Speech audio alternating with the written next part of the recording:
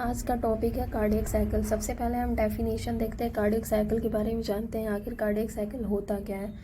Cardiac cycle is defined as the succession of coordinated event taking place in a heart during each beat. एक beat में जितने भी event होते हैं heart के अंदर उसको हम लोग बोलते हैं cardiac cycle. Each heart beat consist of 2 major period. हर हार्ट बीट में 2 पीरियड होते हैं, सिस्टोल और डायस्टोल।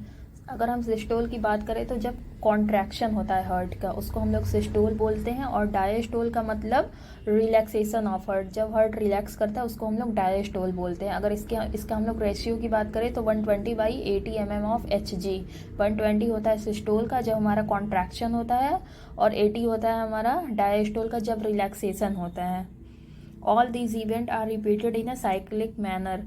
ये जितने भी इवेंट होते हैं ये हमारे साइक्लिक मैनर में रन करते रहते हैं। ऐसा नहीं है कि हार्ट बीट एक बार काम कर दिया तो अब रुक जाएगा, ऐसा नहीं है। ये कॉन्टिन्यूसली प्रोसेस चलता रहता है। अगर हम लोग बात करें टाइम पीरियड कितना होता है ये कार्डियक साइकिल को रन करने में, एक बार कितना टाइम लगता है, तो वो 0.8 सेकेंड।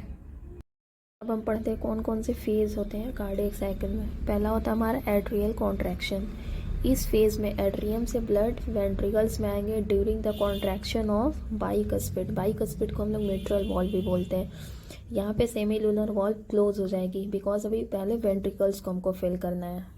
सेकेंड है हमारा आइसोवॉल्यूमेट्रिक कॉन्ट्रैक्शन, या इसको हम लोग आइसोवॉल्यूमिक कॉन्ट्रैक्शन भी बोलते हैं। इस फेज में एट्रियम से ब्लड वेंट्रिकल्स में आ गई है, देन जो हमारा बाइकस्पिड वॉल है या मिट्रल वॉल्व है वो क्लोज हो जाएगा बिकॉज बैकवर्ड फ्लो ना हो जाए ब्लड में।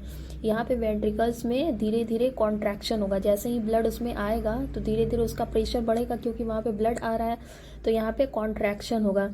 बट फिर भी जो सेमी लूनर वॉल्व एओर्टा में प्रेजेंट होती वो अभी क्लोज रहेंगी बिकॉज यहाँ पे जो दोनों का प्रेशर होगा वो सेम होगा।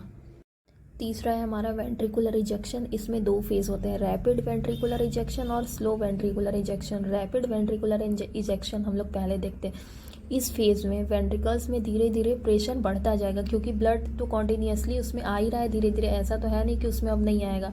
तो जैसे जैसे ब्लड आता जाएगा इसका प्रेशर बढ़ते जाएगा। प्रेशर बढ़ने की वजह से वेंट्रिकल्स में कॉन्ट्रैक्शन होगा। जब हमारा वेंट्रिकल्स का प्रेशर ज़्यादा हो जाएगा, सेमी लूनर वॉल्व का तो प्रेशर अभी भी वही सेम है, तो इस वजह से सेमी लूनर वॉल्व ओपन हो जाएगी और जितने भी ब्लड मतलब वेंट्रिकल्स में फिल है वो तेजी से अरोटा में जाने लगेंगे थ्रू सेमी लूनर वॉल्व।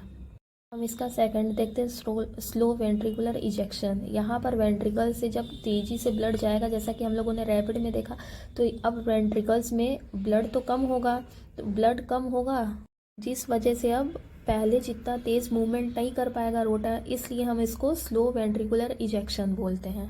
चौथा फेज है हमारा आइसोवॉल्यूमेट्रिक रिलैक्सेशन। इसमें वेंट्रिकल से सारे ब्लड अरोटा में चले जाएंगे, देन वेंट्रिकल्स हमारा रिलैक्स कर जाएगा और यहाँ पर सेमी लूनर वॉल्व क्लोज हो जाएंगी ताकि ब्लड बैकवर्ड फ्लो ना हो। और एट्रियम तो पहले से ही मतलब रिलैक्स है, लेकिन यहाँ पर ऐसा नहीं है कि एट्रियम से अब एकदम ब्लड वेंट्रिकल्स में आएंगे नहीं, बिकॉज एट्रियम के पास तो लंग से कॉन्टिन्यूसली ब्लड आ रहा है, तो यहाँ पर धीरे धीरे वेंट्रिकल्स में कुछ कुछ ब्लड आते रहेंगे। पांचवा फेज है वेंट्रिकुलर फिलिंग स्टेज। इस फेज में एट्रिया से ब्लड फ्लो होंगे वेंट्रिकल्स में, क्योंकि एट्रिया कभी भी पूरा खाली नहीं होता, क्योंकि ऑलरेडी उसके पास तो लंग से प्योर या ऑक्सीजनेटेड ब्लड आते रहेंगे। ये हम लोग लेफ्ट साइड की बात कर रहे हैं। इसमें 2 फेज इन्वॉल्व होते हैं, पहला होता है हमारा रैपिड पैसिव फिलिंग, सेकेंड होता है हमारा स्लो पैसिव फिलिंग।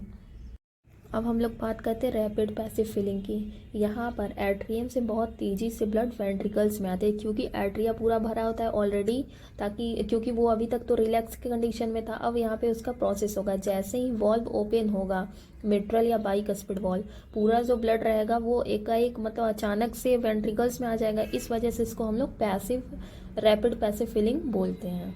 सेकेंड है हमारा स्लो पैसिव फिलिंग। जब ब्लड आर्ट्रियम से तेजी से वेंट्रिकल में आ जाएगा, अब आर्ट्रियम में ब्लड कम रहेगा, इस वजह से अब ब्लड स्लो मूव करेगा वेंट्रिकल्स की तरफ, इसलिए इसको हम लोग स्लो पैसिव फिलिंग बोलते हैं। यही ओवरऑल मैकेनिज्म है कार्डियक साइकिल का, ऐसे ही प्रोसेस चलता रहता है।